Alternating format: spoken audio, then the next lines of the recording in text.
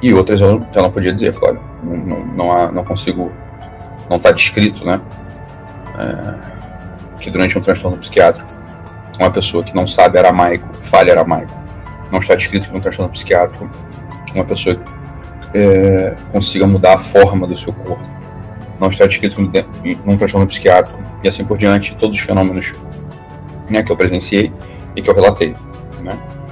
Então, existe uma influência demoníaca em nós todos, né? E algumas dessas influências, elas, de fato, elas se integram na história, na vida de algumas pessoas. E certa vez eu fui atender uma senhora, na verdade eu não fui sozinho, fui com mais gente, né? E era uma senhora, né?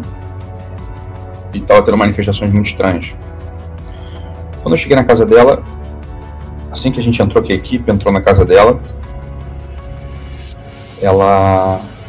as janelas se abriram e um vento estranho, né, tomou o lugar. Até aí nada, né? Porque, bem, pode acontecer. A gente se aproximava do quarto dela e as luzes começavam a piscar. Bem, até aí nada também, porque, né, pode ter alguém ali, né, disfarçando, fingindo, etc. Chegando no quarto dela, uma senhora que não tinha educação, não tinha nada, começou a falar frases completas e citações completas em idiomas que ela não conhecia, né? Até aí nada mais ou menos, né? Porque já começa a não ter já tem uma ruptura muito grande geográfica, né? Como é que eu vou falar? E ela falava claramente, havia um sacerdote ali que conhecia as línguas antigas e, né? Ela está falando aramaico, está falando claramente aramaico, né? E ela não tinha tido nenhum contato com aramaico, não sabia aramaico, não estudou aramaico. Depois falou latim, ela não tinha idade para ter estudado latim, né? Porque muita gente fez latim no colégio quando era criança, mas ela não. Já começa a ficar difícil de você imaginar que, mas também não tem nada, né? Ou enfim, a gente consegue encontrar explicação para isso, enfim, né?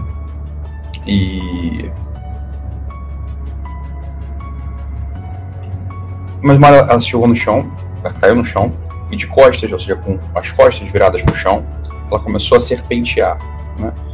A coluna humana, ela não permite certos movimentos, né? A menos que esteja fraturada, mas no caso dela, ela fazia movimentos claramente serpenteou como uma cobra, né? Que não tem coluna vertebral fixa, né? Então ela serpenteava a perna, etc.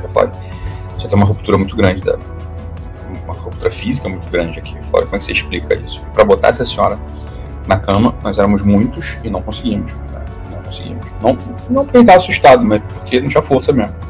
O peso dela era um peso que não era dela, né? Era uma senhora, devia pesar o quê? 50 quilos no máximo.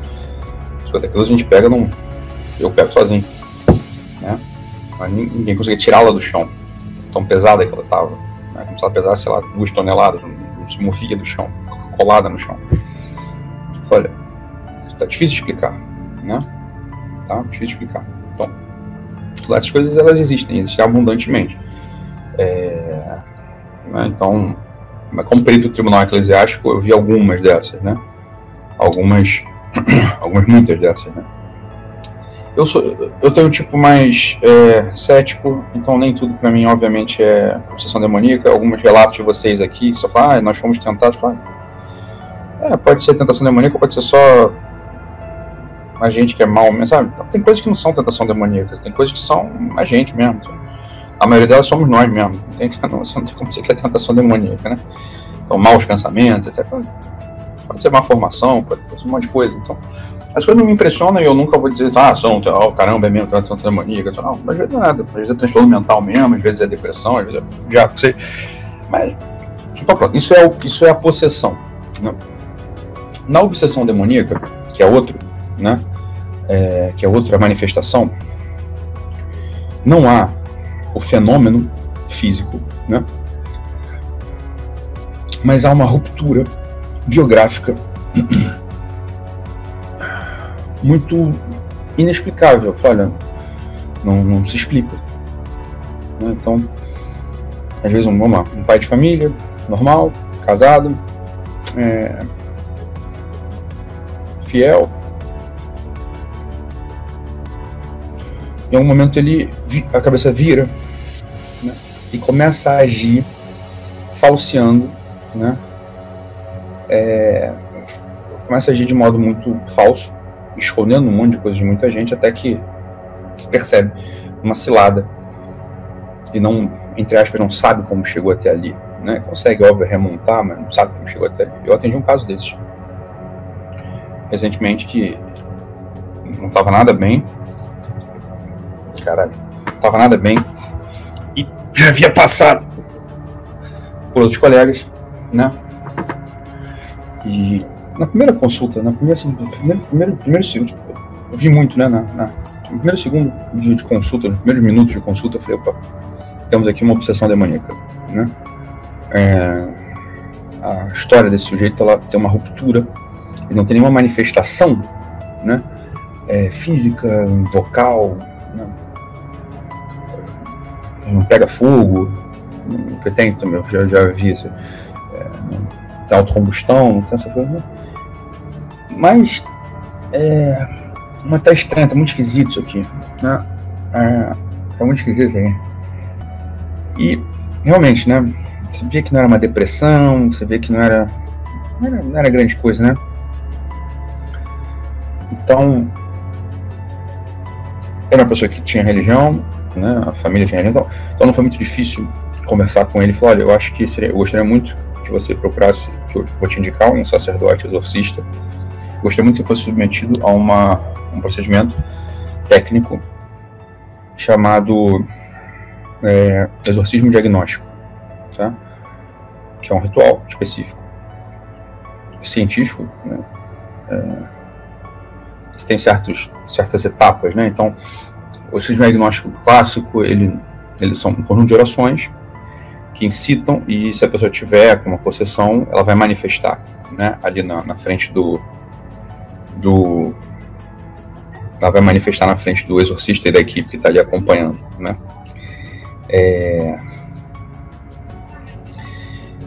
E esse sujeito, ele fez um exorcismo diagnóstico, mas mais do que isso, ele foi submetido ao rito de exorcismo, e durante o rito de exorcismo tinham 2 sacerdotes ali, e muito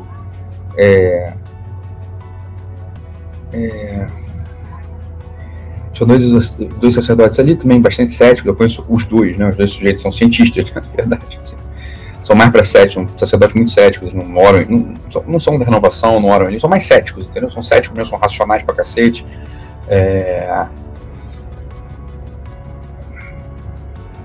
E fizeram exorcismo nesse sujeito.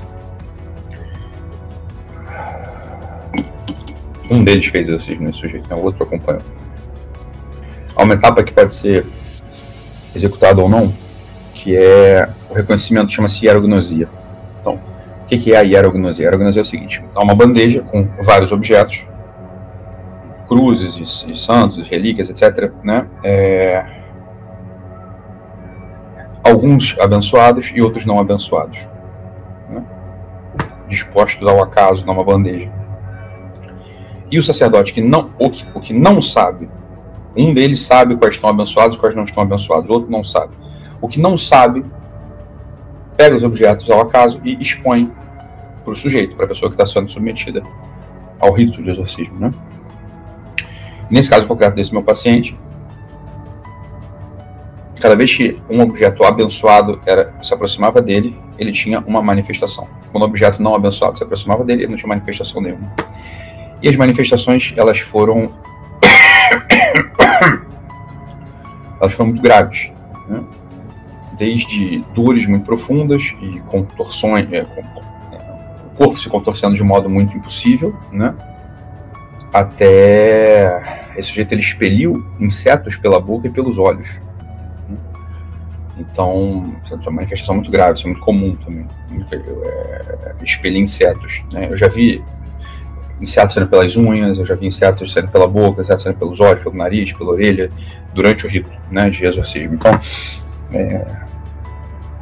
são manifestações que aparecem, que acontecem, né? E esse sujeito, claro, foi submetido a muitos ritos de exorcismo e, bem, resolveu a questão dele, que absolutamente não se resolveria com... Não, cobra não, Lucas. só inseto mesmo. Ele não se resolveria de nenhum outro jeito, né? Então veja, esse é um conhecimento que miseravelmente ele escapa do campo de visão do terapeuta, né?